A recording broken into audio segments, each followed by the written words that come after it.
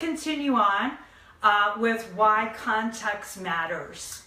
And then again, we're going to have a little bit more interaction too with this.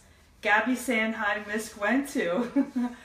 The Bible was written by over 40 writers who lived over 50 generations, over 1,500 years, to different people at different times. Yet, with all of the specific cultural issues, historical background, and personality of the writers, there's a cohesiveness of the message, which is why the Bible is so miraculous. I remember someone who was from India years ago, let's call her Anika, came from a family that worshipped a lot of gods, multiple gods.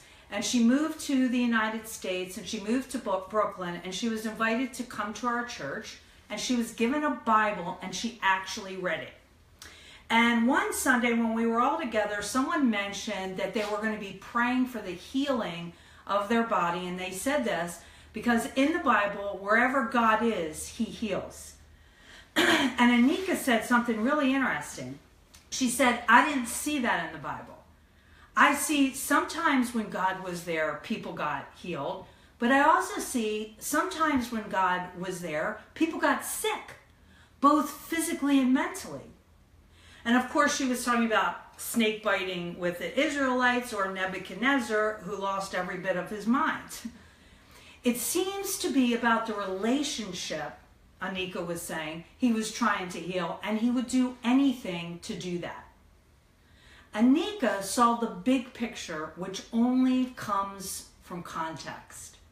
And so when someone said, when God shows up, he's always going to heal, she was able to see it from a different perspective.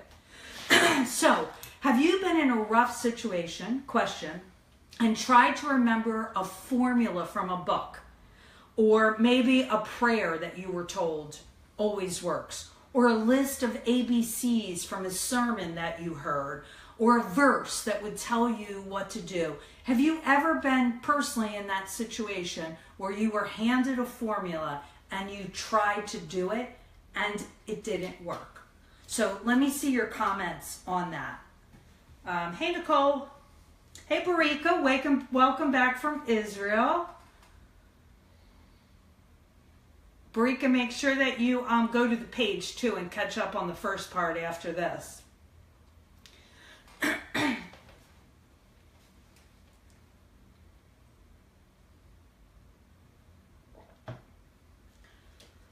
So who had this happen to them?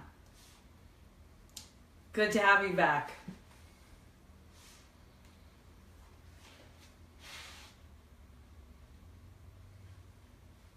Y'all are going to be quiet tonight. Michael, yes.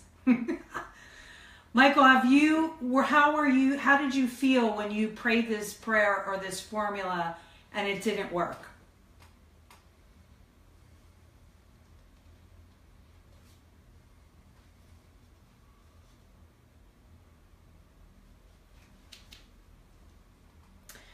And I've been frustrated when I've seen others get results when they have no relationship with God, right?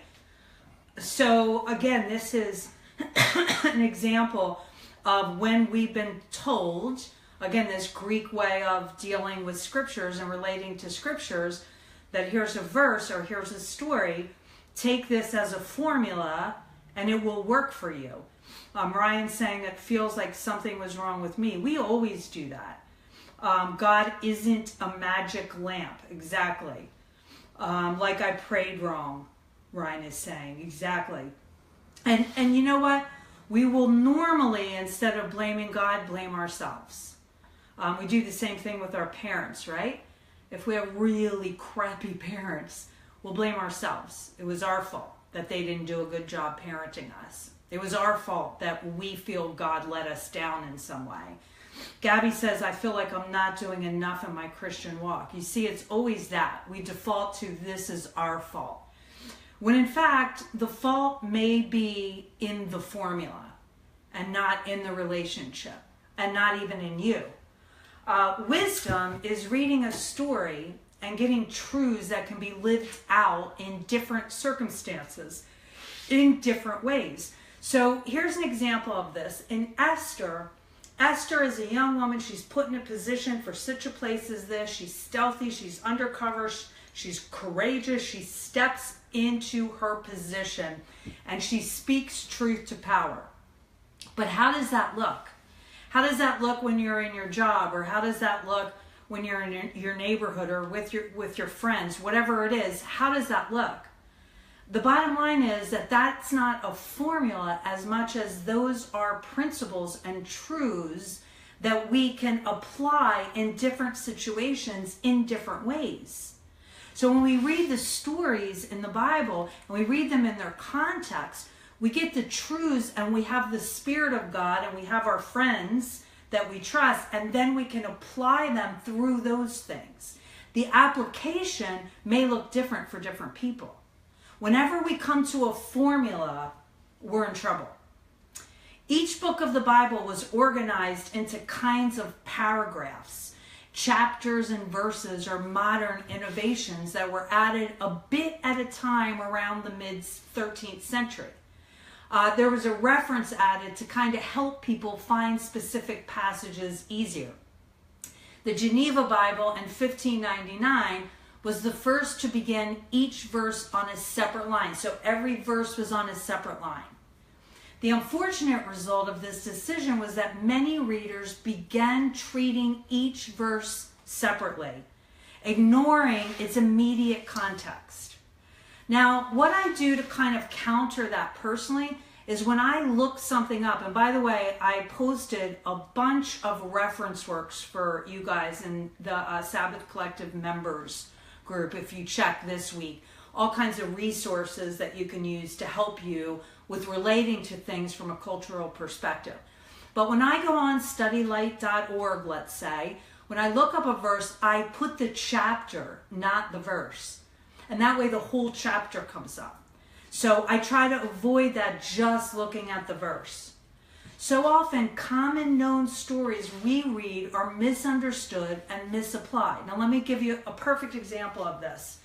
When Western readers hear Paul encouraging women to dress modestly, we automatically think in terms of covering up things that we would define as sexual, right? And missionaries have gone to other countries and defined women's breasts as sexual. So therefore, they would impose a sort of dress code onto them that the breasts may be covered up. And of course, to the woman is like, what are you talking about? This is how I feed my baby. What are you saying? Cover up my breasts. How are you expect me to feed my children? You see, that cultural context is not being related to. And then the culture that the missionaries come from was being imposed onto another culture. Most women, in fact, in the culture Paul was in, did wear modest clothes. They did not dress immodestly. The context of this scripture actually suggests that Paul is most likely concerned about economic modesty. That Christian women not flaunt their wealth with over-the-top expensive clothes and pearls in the hair and all of that. And there's cultural communal reasons for that. Now, there are verses that have to do with dressing in a way that shows outside who you are inside. But this verse that everyone always throws around is probably not one of them. Understanding much of Paul's writings require cultural context. In fact, my personal opinion, Paul more than anybody always requires cultural context. I've also heard many a preacher assume that because of our cultural context of racism today, that Aaron and Miriam were being racist when they questioned Moses about marrying a Cushite who was dark-skinned. But actually, Hebrews were the slave race, not the Cushites. Cushites were highly respected. Aaron and Miriam probably thought Moses was being presumptuous by marrying somebody above himself, or they were upset because she was outside of the faith. But it wasn't actually racism. That gets projected because we're reading that story through our cultural eyes. In fact, most of the hot topics we speak of today are verses taken out of their textual or cultural context. Women teaching men, tithing to a local church, spanking your children. Even in their proper cultural and biblical context, there's still different ways of applying them. We've seen the cultural, historical problems when not reading the Bible in its cultural context, or the verse in its scriptural context. Now we're going to look at where it lies in the text. So it's important to look at it through the cultural context. Now we're going to look at where it lies in the text itself, which is also very important. So to give an example of that, we're going to look at something Paul said, okay? And it is Romans 3:28. I hope you can see that, okay? In the red, the first part, for we maintain that a man is justified by faith apart from works of the law, okay? Now, have you heard that verse used a bazillion times before? We maintain that a man is justified by faith apart from works of the law. In fact, oftentimes when I talk about the Old Testament, this is what people throw out at me, right? James 2:14, another verse, says, what use is it, my brethren, if someone says he has faith, but he has no works? Can that faith save him? This is James saying this. And then he goes on in chapter 2, verse 17, which we see here. Even so, faith, if it has no works, is dead, being by itself. These two verses totally sound like a contradiction. Are Paul and James saying the two different things? What's the first thing you would ask if you came about on these texts? What is the first thing that you would ask yourself? Now let me see your comments here. What if you read these two texts or someone threw them out at you, what's the first thing you would ask? Hey, Randall. Randall says, I am currently reading Life Together by Dietrich Bonhoeffer. He states that for the mature Christian, the shortest verse in the Bible is too long. Why? Because each verse is part of a larger story. Yeah. Connected to relationships that run throughout God's revealed word. Really good, Randall. Different things. Shabazz is saying different things. That's good, Shabazz. Ryan's saying which one is right, which is typical Greek thinking and how people would respond to it. Shabazz is saying they're following someone else. Good. Read them with Hebraic thinking. Good, Barika. Gabby's, why does the Bible seem to contradict itself, right? And a lot of times we ask ourselves that, and other people ask us that as well. Barika's, which one has an eternal purpose? That's a very good question. See, Barika just came back from Israel, so she's thinking that Hebraic thinking. So the first thing I might ask when I look at this, personally, there's no necessarily right order, but the first thing I do is I read it in its text, in its scriptural text, and then I kind of look at the words. So here, though, like I'll wonder, are they using different words, but they're translated the same in English? But here, they're using exactly the same words. They're using the same words for faith, which is pistis, which is conviction or belief, and they're using the same word for works, which is ergon, which means an undertaking or to do. So the words that James and Paul uses here have exactly the same meaning. So it's not that they're meaning different things and it's a bad translation. But is Paul saying you don't need works to be saved, which is what a lot of people understand this to mean. And is James saying you do?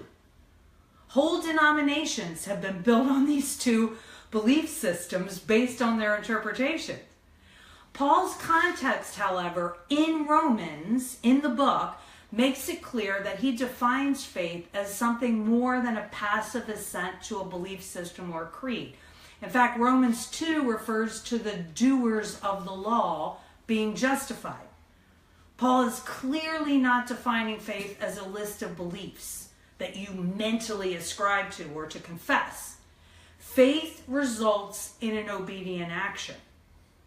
And James, in the next verse, the very next verse, chapter 2, verse 18, says, but someone may well say, you have faith and I have works. Show me your faith without the works, and I will show you my faith by my works. In its context, James is saying faith is the source of my works. So he's not imposing works and negating faith. And both of them follow the Torah. So the New Testament doesn't negate the Old. It fulfills it. And when we read both of these in their context, they're not actually contradicting each other. They just have a different focus. They are talking specifically to their listeners. So if we ignore context and merely connect different verses on the basis of similar wording, we will come up with some interpretations that the original writers would have never intended. Let's look at another one. And this is one that we just see everywhere. Philippians 4:13. I can do all things through him who gives me power. It's the American dream. Jesus steroids. Here's the thinking. Is God all powerful? Yes, he is. Is he in me? Yes, he is. Am I all powerful? Yes, I am. Athletes, politicians, televangelists, they love them some Philippians 4:13. And they love to use it out of its context. Now, in its scriptural context, Paul is writing from jail to the Philippians. And they were concerned for Paul. And so Paul, sensing their concern, wants to reassure the Philippians that he would be okay with God's help. So the verses before this verse is in verse 11 and 12. Not that I am saying this to call attention to any need of mine. This is Paul talking. Since as far as I am concerned, I have learned to be content, regardless of circumstances. I know what it is to be in want, and I know what it is to have more than enough. In everything and in every way, I have learned the secret of being full and being hungry, of having abundance and being in need. I can do all things through him who gives me power. You should write that on your forehead above this verse. Paul is using this imprisonment as a teaching moment. This is about being content and moving in Yahweh's strength no matter where you find yourself. Let's look at another one. Psalm 50 and verse 10. We love to use this one. For all forest creatures are mine already, as are the animals on 1,000 hills. Now, some translations say the cattle on 1,000 hills. We interpret this as God owns everything and he can give us anything. If I don't have the money for my electric bill, I'm not worried because my Father owns the cattle on 1,000 hills. But this chapter, in its context, is about Adonai judging his people in keeping their covenant. They have failed miserably. And he says to them, I don't need your sacrifices. I have all the animals. There's nothing I need from you other than your obedient hearts. That's the context of this. Let's do another verse, John 12:32. Where am I? John 12:32. Sorry, I popped that over too quick. As for me, when I am lifted up from the earth, I will draw everyone to myself. Now we sing this, right? Lift Jesus higher, lift Jesus higher, right? Lift him up for the world to see. We clap our hands, we sing this song. But let's look at the verses before John 12:32. In verse 31, it says, now is the time for this world to be judged. Now the ruler of this world will be expelled. Verse 32, as for me, when I am lifted up from the earth, I will draw everyone to myself. Verse 33, he said this to indicate what kind of death he would die. So in its context, with the previous verse and the next verse, this is talking about his death. And this verse, in lifting him up, was actually putting him on a cross. So when we sing, lift Jesus higher, lift Jesus higher, lift him up for the world to see, because when he is lifted up, he'll draw men to him. We are singing to put him on the cross. Again, listen to the words of the worship songs we sing. It'll make your head explode. So we're talking about the cultural context and the biblical context here. So finally, the last things that we're going to look at. What does this say?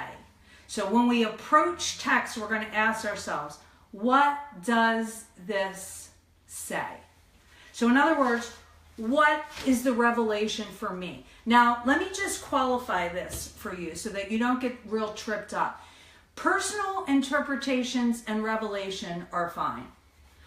Just because God maybe gives you a verse, or you read a verse and it's encouraging to you and you just believe that God's speaking to you and it doesn't have anything to do with what it means in the text, hey, that's no problem.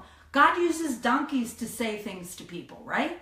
He can use whatever he wants to give you peace in your heart.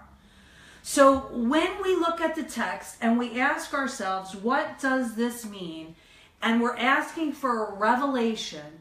A personal revelation with the text is fine, but you just need to know that that's sort of a personal thing and that's not actually the meaning in its text.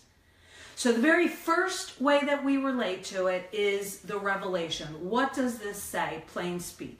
Number two, what does this mean? And that involves questions and interpretation. It oftentimes involves the community with us as well, wrestling through what something means. And again, we look at it in the scriptural context, we look at it in the cultural context, we use the literature that I posted how to do that, and we use the community. And lastly, how do I apply this? And we think in story. And that is the application. Revelation, interpretation, application. And in the most healthy way, this is done in community. So now, right about this time, followers of Yeshua get real nervous and stop reading their Bibles because we're afraid we'll make a mistake. That's Greek thinking. The fear that if everything isn't perfectly accurate, God in the Bible would not in some way be real, or that we would be wrong. But let me ask you this. What's the worst that could happen if you make a mistake? And honestly, let me ask you that. What are you afraid of if you do make a mistake? Let me see your thoughts for that. Randall says, thanks for pinpointing about Philippians 4:11 means in context, contentment in plenty or scarcity, for we have enough in the sufficiency of Christ. Again, yeah, beautiful. How do I apply this? Good. All right, let's talk about how to apply this before we wrap up. So how we apply this is we read this text. Number one, what's the personal revelation? What's the plain speak? Number two, what does this mean? What's the interpretation? Number three, how do I apply this? And again, let me just sum up. This is almost always done within community. Almost always done in community. Where we have problems is when we try to have this kind of private interpretation. Gabby says failure, that I'm not good enough. Again, Gabby goes right to that place we all go to. Does this apply to tongues and prophecy? I need clarification on what that question means, Barika. Oh, I'm thinking you mean judging tongues and prophecy. Yes, this applies to tongues and prophecy. Shabazz says, I'm always afraid that I miss something and that I'll be interpreting something wrong. Oftentimes when people listen to my teaching, this is their biggest concern, that they'll miss something and that they'll have a wrong interpretation. And again, you know what? I've taught things wrong. Okay, I look back at ways I've taught text 15 years ago and oh my gosh, I just taught that completely wrong. But there's a lot of grace for an open heart that continues to look for this 18th camel. Okay, it's a good thing. Shabazz says, I have interpretations, but I keep them to myself. You should never be nervous about sharing your interpretations with people you trust. With people you trust. Because again, the Bible can be interpreted in so many ways. There is the literal interpretation, but there's also bigger interpretations. And rabbis do that a lot. Rabbis do that a lot. Michael says, I can see in my journey, even if I messed up my application when I was genuine about pursuing a relationship, yes, God honored it and worked with me. Stuff happened, even miracles. Yes, yes, yes. That's exactly the God we serve. Gabby's saying she echoes what Barika says. Yeah, tongues and prophecy. Shabazz, talk more about the grace of being wrong or right. So again, with an open heart, well, let me ask you this, and as we talk about being right or wrong, what do Greek Christians and atheists have in common? What do Greek Christians and atheists have in common? They view the Bible as a house of cards, is the answer. They think, Greek Christians and atheists, that if one thing doesn't exactly line up, the whole thing comes tumbling down. And here's the thing, Shabazz, it doesn't. Our lives don't, God doesn't, His Word doesn't. And so when we make a mistake in the interpretation of the Bible, one of the things that we can do is, if we're always learning, we can trust that God is going to continue to teach us. When we relate to the Bible in a way that we're always open and we're always looking for that 18th camel, we don't close the door on what we know. You've heard me say this many times. I've taught the same text so many different ways because it's so nuanced and layered. So as long as we keep learning and are open-hearted, we keep going deeper and have new revelations, new understandings, new applications. Ryan says, depends on who I'm talking. I have multiple interpretations that disagree with each other. Yeah. So Randall says, the more observations I make of the cultural and historical context of a verse or thought makes the interpretation of it clearer, an application of it possible. Yes, absolutely. And Barika likes the camel.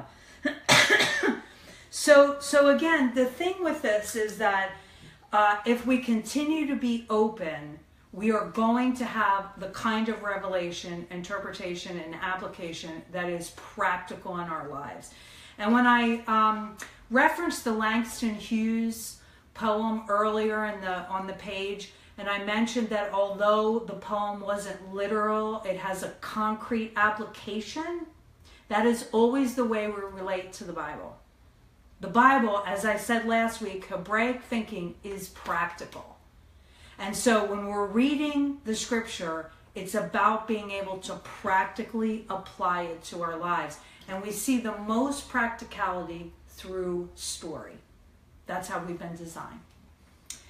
So on that note, I'm going to see if Shabazz has one more thing before I close. This is all just a reminder that this is a book and not a replacement of our pursuit of communion with God, and not just reading because God reveals all. That is so, and I'm going to close on that, Shabazz. That's beautiful.